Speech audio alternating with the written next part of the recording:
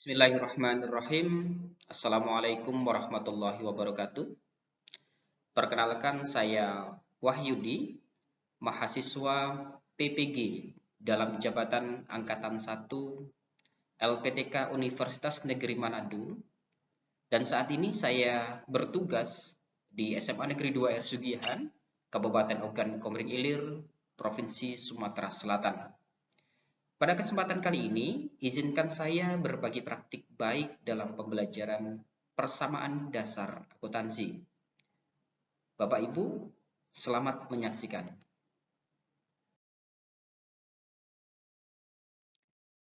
Pada kesempatan kali ini, saya akan menyampaikan terkait konsep transaksi bisnis dan penerapannya dalam persamaan dasar akuntansi. Jadi, setiap transaksi bisnis dari kegiatan usaha apapun itu, ya, salah satunya nanti akan bisa dicatat menggunakan persamaan dasar akuntansi. Dan persamaan dasar akuntansi ini juga merupakan bagian daripada cara untuk mencatat transaksi bisnis yang terjadi di dalam sebuah perusahaan. Bapak Ibu guru hebat yang saya hormati, kegiatan usaha tentunya bertujuan untuk memperoleh laba atau keuntungan. Mustahil jika ada sebuah usaha yang tidak mempunyai tujuan, yaitu untuk memperoleh keuntungan. Itu sangat mustahil sekali. Ya, karena memang setiap usaha tujuan akhirnya adalah untuk memperoleh keuntungan. Dan tentunya untuk memperoleh keuntungan atau laba itu tadi, ya, kita harus menghasilkan barang atau jasa terlebih dahulu. Ya, tentunya barang ya, dihasilkan oleh perusahaan yang memproduksi barang, sedangkan jasa tentunya diproduksi oleh perusahaan jasa. Nah, dari kegiatan usaha yang kita lakukan berupa menghasilkan barang atau jasa ini tadi, tentunya ini merupakan bagian daripada sebuah transaksi bisnis. Sebuah transaksi bisnis. Karena di dalam menghasilkan barang atau jasa, tentunya ada transaksi-transaksi yang kita lakukan, baik itu transaksi yang ada di dalam maupun transaksi yang berkaitan dengan pihak luar. Atau intinya transaksi internal dan transaksi eksternal seperti itu. Nah, dari transaksi-transaksi yang terjadi baik itu secara internal maupun secara eksternal, itu nantinya akan dilakukan pencatatan akuntansi. Ya, akan dilakukan pencatatan akuntansi. Di antaranya nantinya di mana pencatatan akuntansi itu terjadi? Yaitu di dalam persamaan dasar akuntansi. Nah, Bapak Ibu, ya, mari langsung saja kita masuk ya pada bahasan kita terkait transaksi. Ya.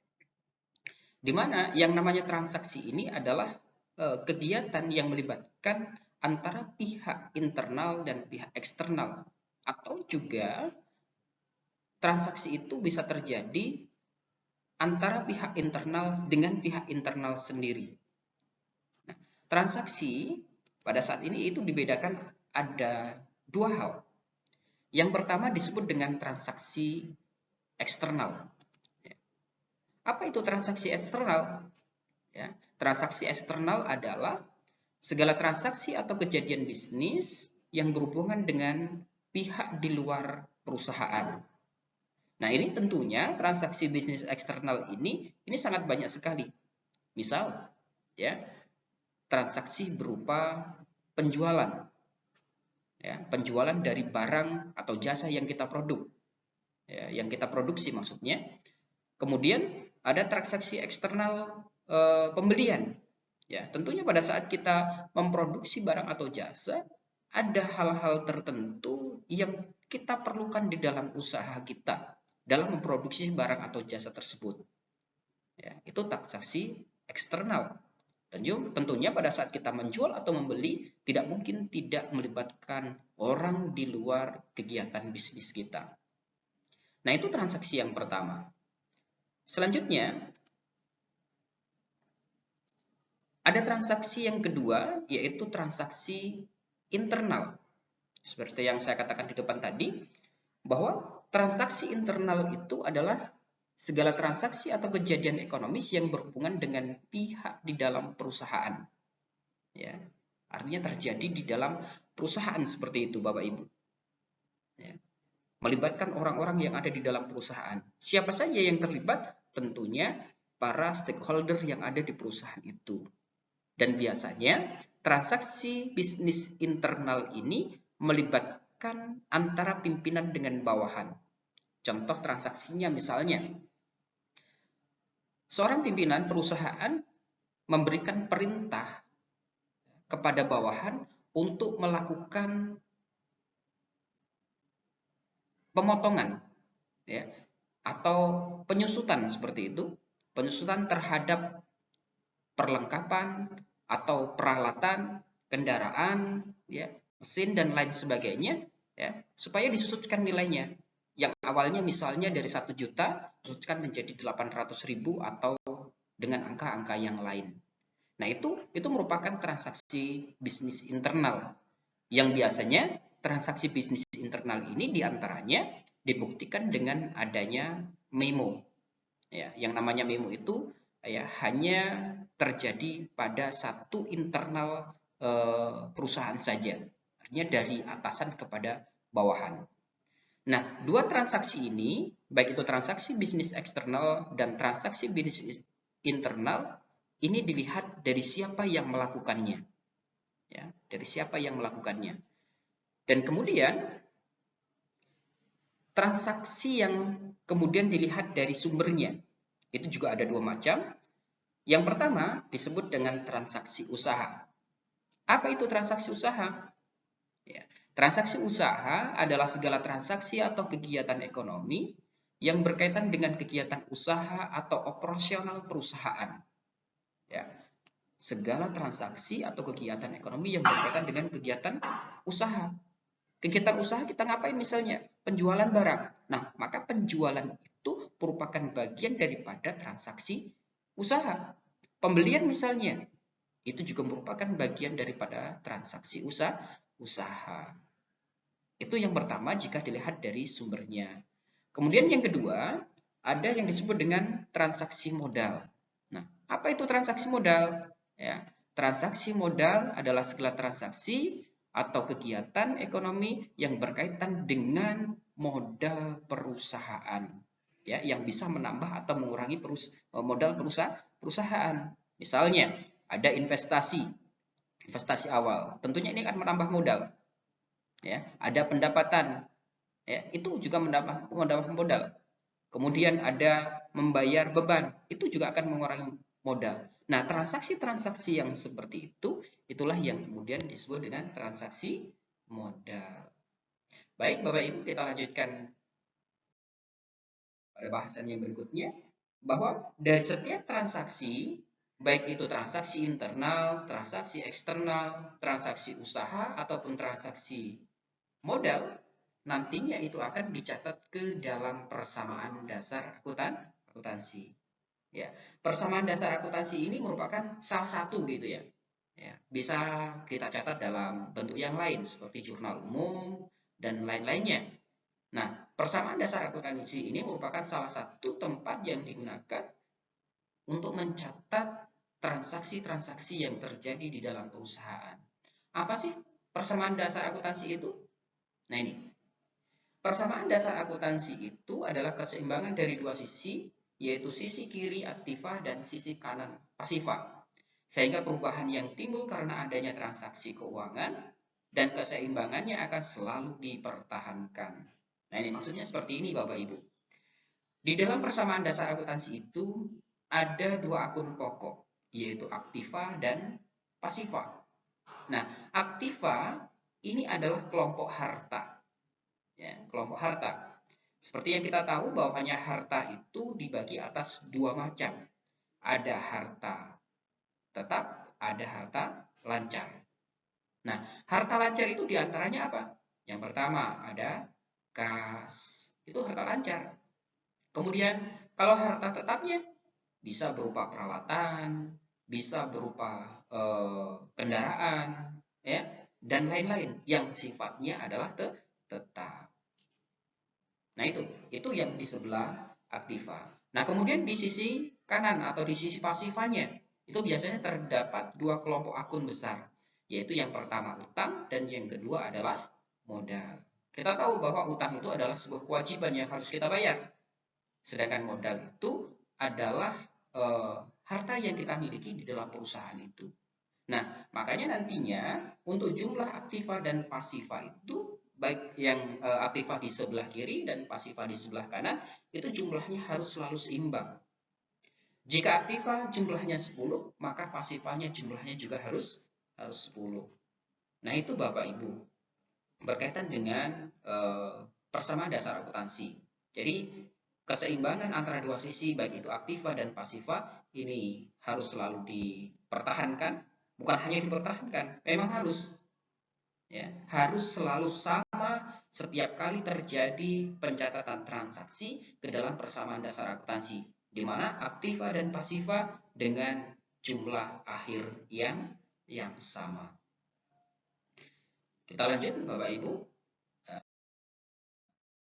Nah, di dalam persamaan dasar akuntansi itu terdapat 3 persamaan dasar atau terdapat 3 pernyataan terkait dengan persamaan dasar akuntansi itu sendiri. Yang pertama apa? Yang pertama adalah harta itu sama dengan modal. Harta atau yang kemudian disebut dengan pasifa tadi itu harus sama dengan jumlah modal. Nah, persamaan ini di mana harta yang kita miliki di dalam perusahaan itu semuanya diperoleh dari modal kita sendiri. Dari modal kita sendiri. Kita punya mobil di dalam perusahaan, kita punya gedung di dalam perusahaan, kita punya apa saja di dalam perusahaan, itu adalah harta, dan harta itu diperoleh dari modal. Nah, itu yang pertama, harta sama dengan modal. Yang kedua adalah harta sama dengan utang. Nah, ini kebalikannya. Kalau yang pertama tadi harta sama dengan modal, yang kedua harta sama dengan utang. Harta sama dengan modal itu adalah harta perusahaan kita, itu dari kita sendiri. Sedangkan kalau harta sama dengan utang itu jumlah harta yang kita miliki di dalam perusahaan itu berasal dari utang. Iya, berasal dari utang, dari pinjaman kayak gitu. Dan yang ketiga persamaan dasar akuntansi itu harta sama dengan utang plus modal. Ini harta sama dengan utang plus modal. Di mana jumlah harta itu sama dengan utang plus modal. Jadi harta yang kita miliki di perusahaan itu ada yang berasal dari utang dan juga ada yang berasal dari modal kita sendiri. Apakah itu bisa terjadi? Sangat bisa terjadi. Dan biasanya memang perusahaan itu untuk menambah modal usahanya biasanya juga mereka mengandalkan utang, baik itu dari bank, dari pihak ketiga atau rekanan dan lain sebagainya.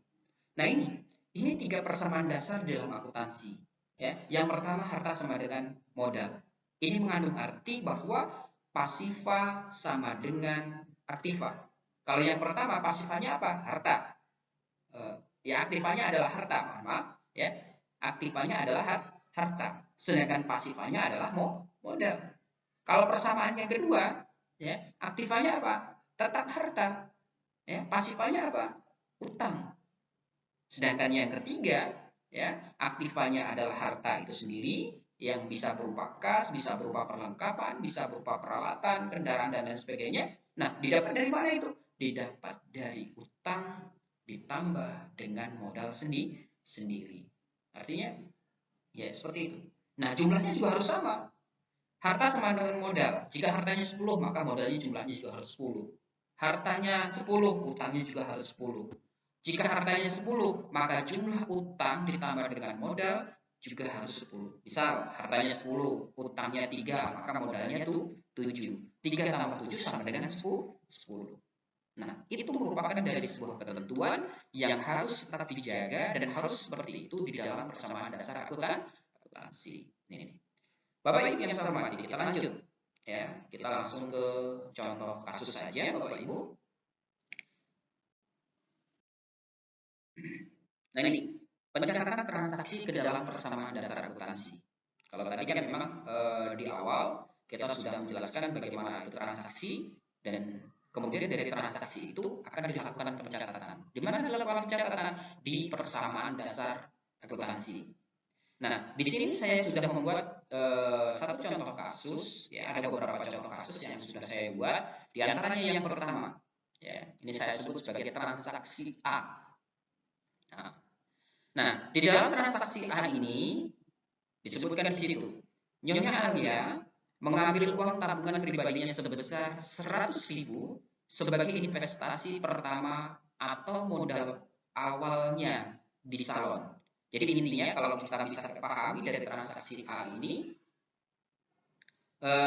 Nyonya Alia itu mengambil uang, ya, di tabungannya untuk digunakan sebagai modal usaha, dan modal usahanya itu disebut dengan salon, ya, disebut dengan salon di situ. Nah, dari transaksi ini nanti akan kita catat ke dalam persamaan dasar. Namun sebelum dicatat ke dalam persamaan dasar, untuk lebih memudahkan kita harus membuat yang namanya analisis terlebih dahulu. Ya, kita buat analisis terlebih dahulu. Ya, di sini dikatakan bahwa analisisnya menambah aktiva perusahaan berupa kas, dan di lain pihak akan menambah modal dengan jumlah yang sama. Jadi Nyonya Alia itu menginvestasikan uang. Uang kalau di dalam akuntansi itu disebut dengan kas. Ya, disebut dengan kas. Nah, digunakan untuk apa? Digunakan untuk modal awal. Makanya di sini akan menambah aktiva berupa kas, dan di lain sisi akan menambah modal. Nah, persamaan dasar akuntansi seperti apa? Kita lihat bersama. Nah, di sini. Ini transaksi A. Ya. Karena di sini tadi dikatakan ya menambah berupa kas. Berapa nilainya? 100.000. Ya, kas 100.000. Sama. Digunakan sebagai apa? Sebagai modal. Dan keterangannya adalah modal awal.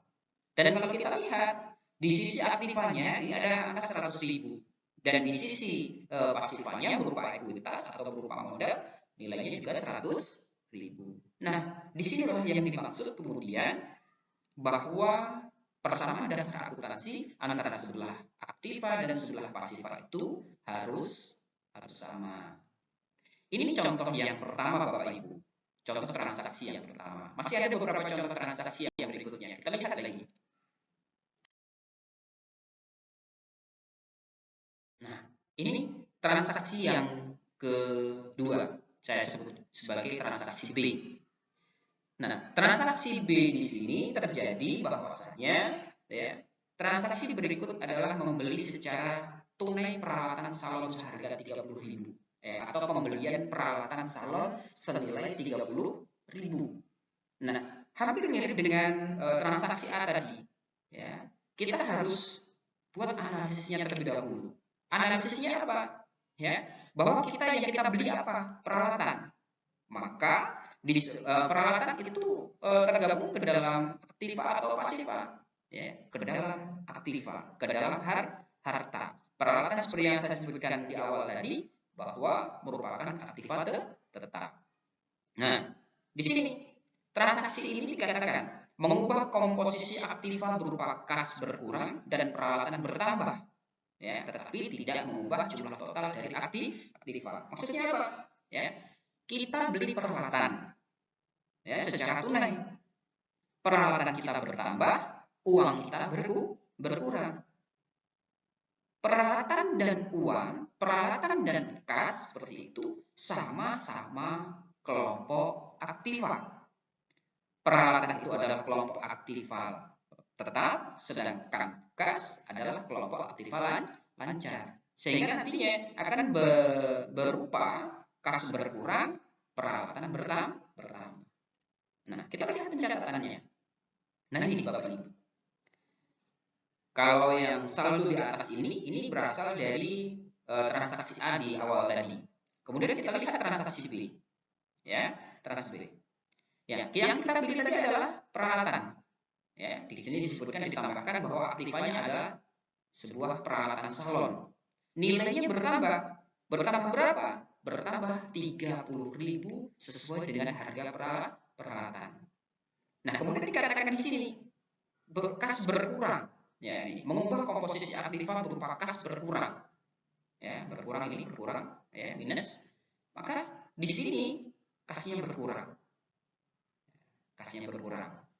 Nah, pada posisi ini sebenarnya Bapak Ibu, ya, untuk lebih memudahkan mana transaksi bertambah, mana transaksi berkurang, ini angka 30.000 yang ada di kas ini harusnya dibuat di dalam kurung seperti itu Bapak Ibu.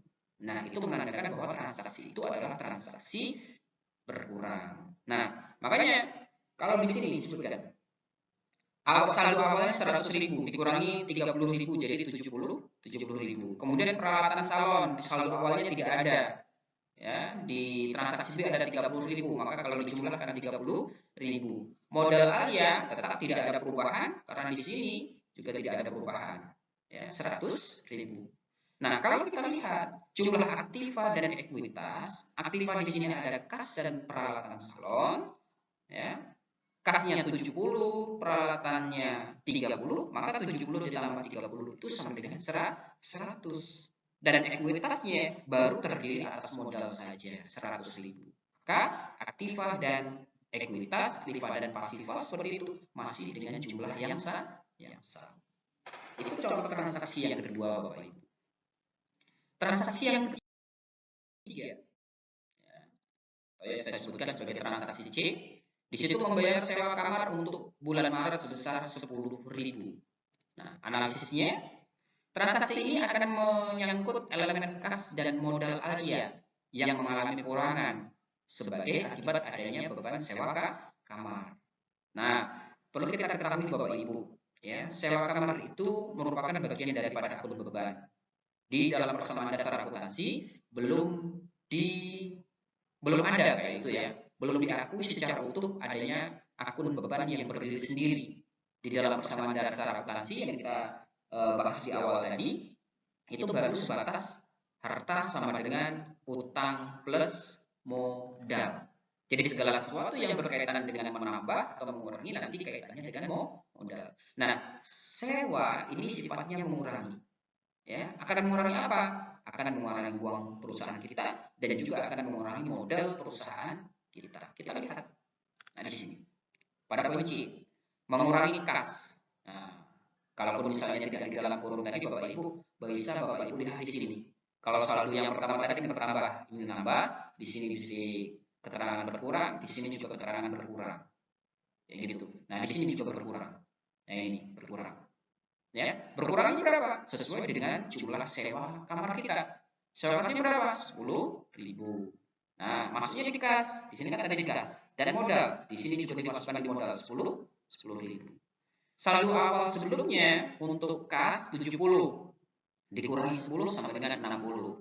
Ya. Kemudian peralatan salon tidak ada penambahan atau tidak perubahan, tetap 30. Kita turunkan saja.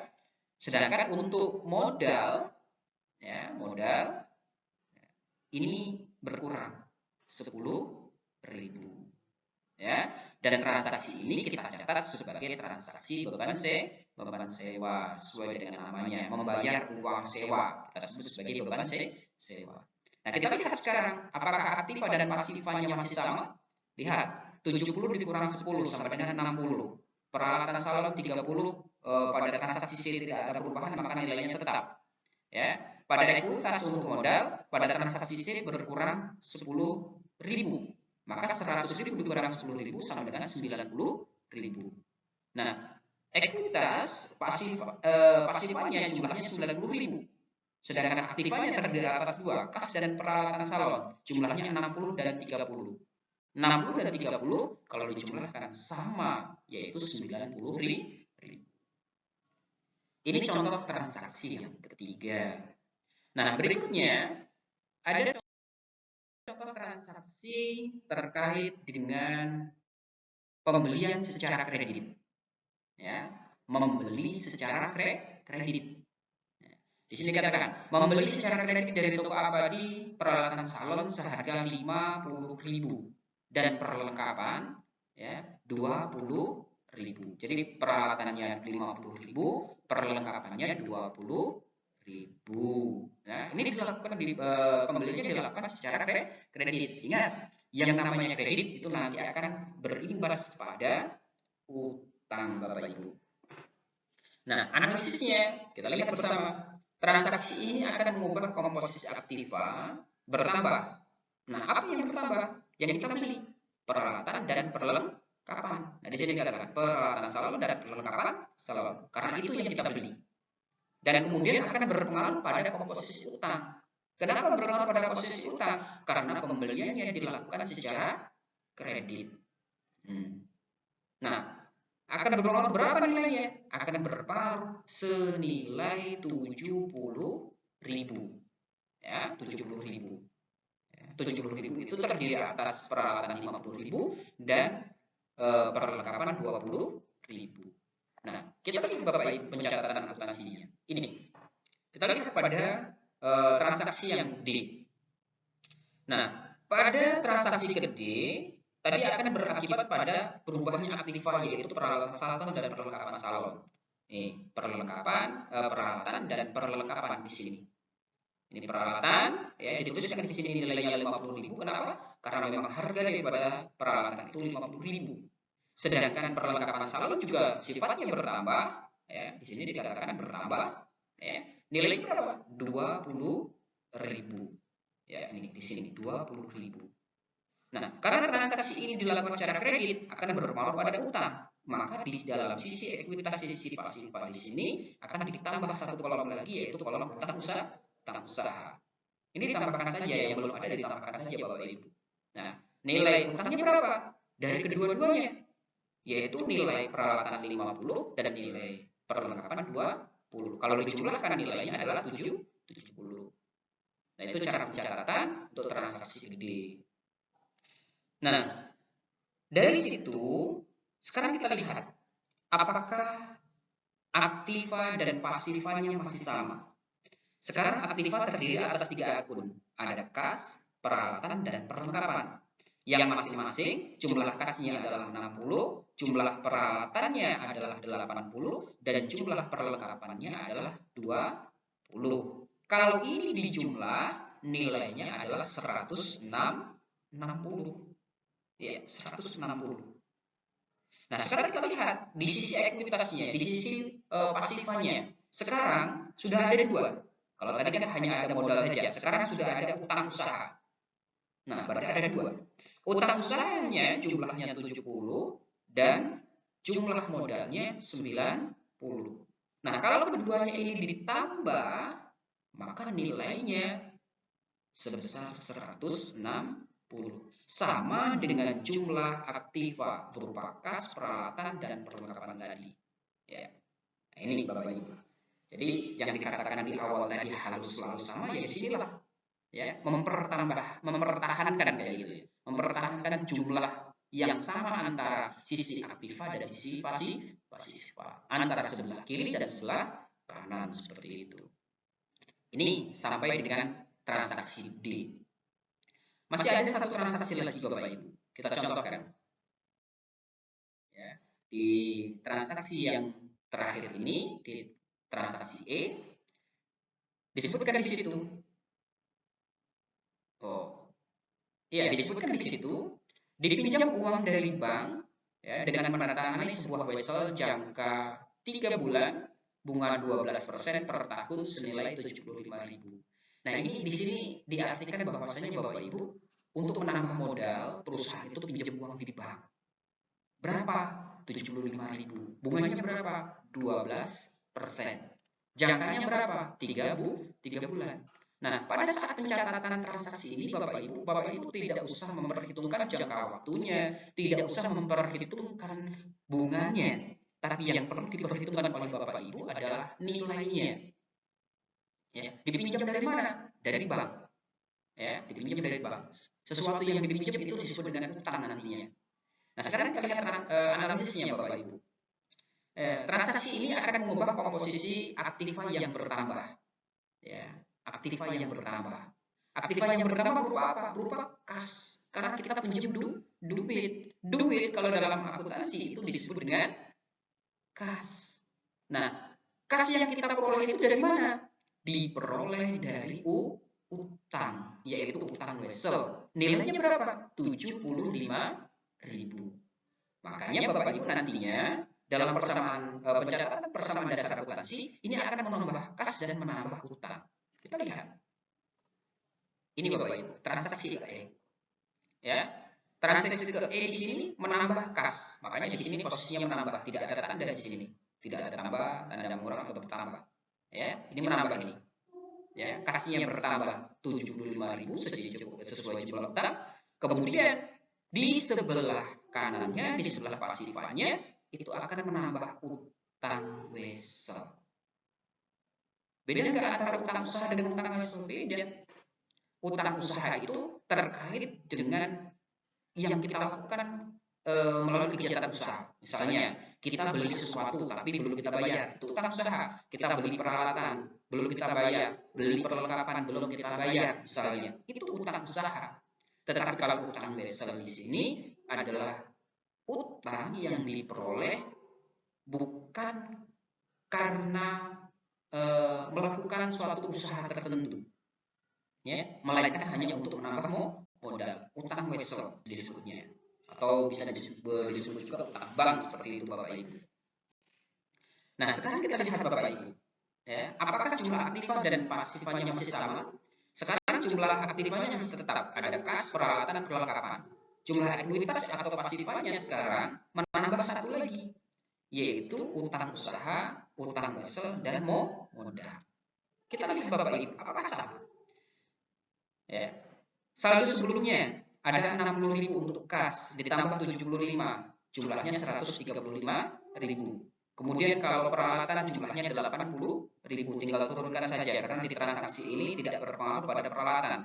Kemudian 20.000 kita turunkan saja, ya, karena tidak ada pengaruh dari transaksi E di perlengkapan. Begitu juga untuk utang usaha. Baru muncul yang namanya utang wesel. Nilainya 75. Nah, sekarang kita tambahkan Bapak Ibu. Dari kas peralatan perlengkapan jumlahnya berapa? 80.000 tambah 20.000, 100 tambah 135, 235. Ya, 235. Nah, sekarang di sini 70.000 ditambah 75.000, jumlahnya 145.000. Ditambah 90.000, jumlahnya 235.000. Artinya masih tetap sama. Jumlah pasifanya 235.000, jumlah aktifanya juga 235.000. Ini masih sama, masih tetap bertahan sampai pada transaksi ke E. Terakhir Bapak Ibu, ya, transaksi D. Ya. Nah ini transaksi D. Dikatakan di situ, menyelesaikan pekerjaan merias dari pelanggan senilai 4.500.000 dan langsung dibayar tunai. Nah, menyelesaikan pekerjaan, ini pendapatan akan menyangkut elemen kas dan modal. Kenapa? Ya, ini pendapatan kelama menyangkut elemen kas.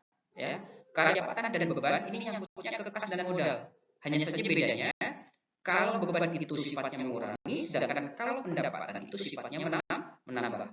Dikatakan di sini, mengalami penambahan. Kita lihat.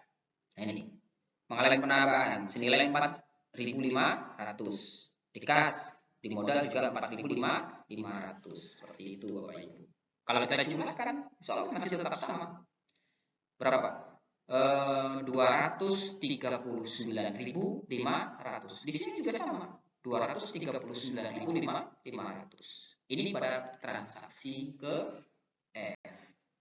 Nah, Bapak Ibu, setelah kemudian kita mencatat transaksi ke dalam persamaan dasar akuntansi, langkah berikutnya bisa kita buat yang namanya laporan keuangan. Nah, ini laporan keuangan. Laporan keuangan itu yang pertama diantaranya adalah laporan laba rugi, di mana laporan laba rugi ini melibatkan jumlah pendapatan dan beban. Kemudian yang kedua ada laporan perubahan modal. Ini artinya ada modal awal dan modal akhir. Dan yang ketiga nantinya ada neraca. Namun pada kesempatan kali ini, laporan keuangan yang akan kita pelajari dua aja dulu, yaitu laporan laba rugi dan laporan perubahan modal. Kita lanjut Bapak Ibu. Yang pertama, laporan keuangan. Nah, laporan keuangan kita melihat data yang ada di persamaan dasar. Laporan keuangan itu melibatkan apa? Yang pertama, ya, maksud saya laporan laba rugi melibatkan apa? Yang pertama adalah pendapatan. Di sini Bapak Ibu ada istilah pendapatan. Nah, pendapatan inilah yang kita masukkan nilainya 4.500. Ini kita pindahkan di sini. Ini nih. Kalau pendapatannya ada dua, kita tambahkan. Yang dua berapa, yang ketiga berapa, yang keempat berapa. Nah, kebetulan di sini yang saya contohkan pendapatan baru satu dan beban juga baru satu. Nah, setelah kita masukkan unsur pendapatan, kita masukkan unsur beban sewa. Berapa beban sewanya? Beban sewanya di sini terlihat angka 10.000 di sini. 10.000. Ya.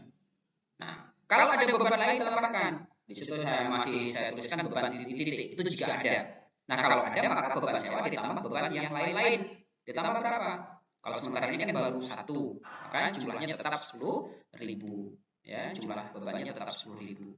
Nah, pendapatannya 4.500, jumlah bebannya 10.000. Maka secara otomatis di sini adalah rugi, Bapak Ibu. Berapa ruginya?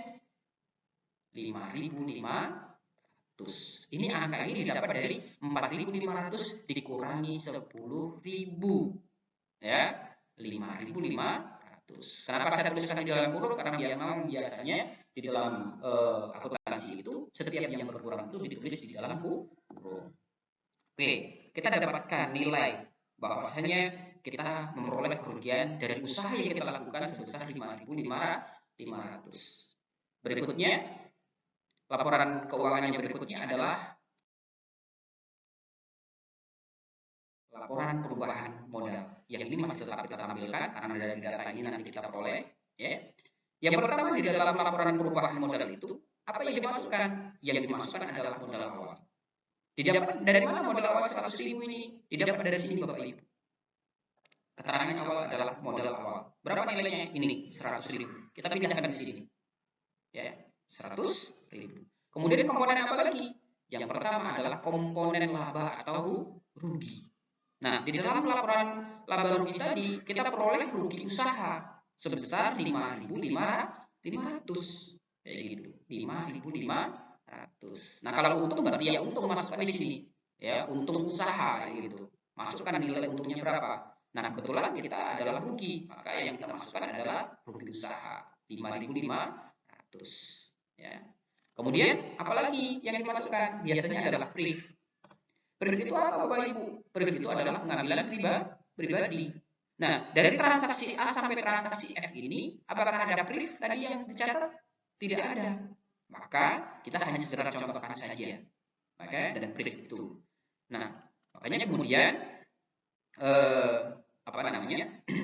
Rugi usaha dan priv itu kan mengambil uang perusahaan untuk kepentingan pribadi. Ini artinya sifatnya juga mengurangi modal. Maka priv kalau masih kosong, maka jumlah pengurangannya adalah hanya rugi usaha saja 5.500. Maka kemudian ya modal akhirnya berapa? Modal akhirnya didapatlah 9.500. Nah ini 9.500 Bapak Ibu. Ya, maaf ya 9.500. Nah itulah Bapak Ibu pembelajaran akuntansi kita pada kesempatan kali ini.